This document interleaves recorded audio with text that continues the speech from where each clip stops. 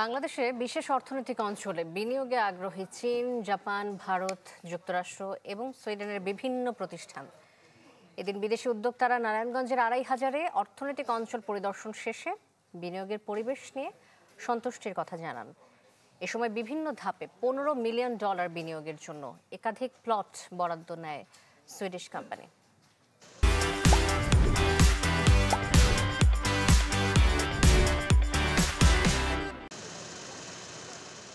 নারায়ণগঞ্জের ২৫০০-এ হাজার একর জায়গার উপর নির্মিত বাংলাদেশ বিশেষ অর্থনৈতিক অঞ্চল, যা জাপানিজ ইকোনমিক জোন নামেও পরিচিত।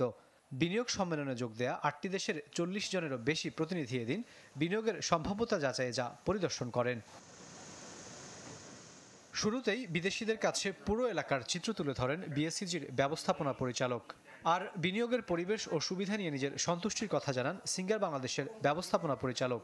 এ সময় সুইডিশ কোম্পানি বিভিন্ন ধাপে $15 মিলিয়ন বিনিয়োগের জন্য বরাদ্দ নেয় একাধিক plot. And we plan to grow and we plan to invest further as the country grows, and we will also be there to support the economy. Government বেজা এবং বিএসসি যে ফ্যাসিলিটিসগুলো, যে ইনসেন্টিভসগুলো আমাদেরকে দেবেন বলে তারা কমিটমেন্ট করেছেন, এটা যেন কন্টিনিউ করেন। পরে কারখানা পরিদর্শন করেন বিদেশি বিনিয়োগকারীরা। এ সময় বড় মাপের বিনিয়োগ টানতে আনুষঙ্গিক সুবিধা নিশ্চিতের দাবি জানান কেউ কেউ। And this investment summit really will keeps and introduce to the new horizons.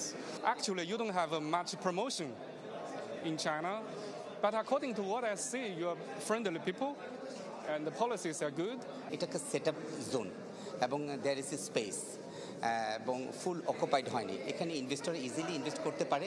একজন বিনিয়োগকারী এখানে বাংলাদেশে এসে বিনিয়োগ করলে তিনি যাতে তার বিনিয়োগের সুফলটা ঘরে নিতে পারেন, পাশাপাশি বাংলাদেশে যাতে উপকৃত হতে পারে, এই জন্য প্রয়োজনীয় যা যা সাপোর্ট সেগুলো নিশ্চিত করার জন্য সরকার কাজ করছে। বাংলাদেশ বিশেষ অর্থনৈতিক অঞ্চলে ইতোমধ্যে 10টির মতো প্রতিষ্ঠান জমি বরাদ্দ নিয়েছে। আলোচনায় আছে আরও 20টি দেশি বিদেশি কোম্পানি। এবারের বিনিয়োগ সম্মেলনে যোগ দেয়া প্রায় 50টিরও বেশি দেশের প্রতিনিধিরা সন্তোষ প্রকাশ করেছেন বাংলাদেশ বিশেষ অর্থনৈতিক অঞ্চলের যোগাযোগ এবং অবকাঠামো সুবিধা নিয়ে। তাদের মধ্যে অনেকেই আবার সম্ভাব্যতা যাচাই শেষে প্লটও বুকিং বরাদ্দ দিয়েছেন কারখানা নির্মাণের জন্য। তবে দীর্ঘমেয়াদী বিনিয়োগ টানতে জ্বালানি নিশ্চয়তার পাশাপাশি কর কাঠামো সহজ করার পরামর্শ দিয়েছেন বিদেশি বিনিয়োগকারীরা। রাকিব আল জাবেদ, চ্যানেল 24, বাংলাদেশ বিশেষ অর্থনৈতিক অঞ্চল, ২৫০০, নারায়ণগঞ্জ।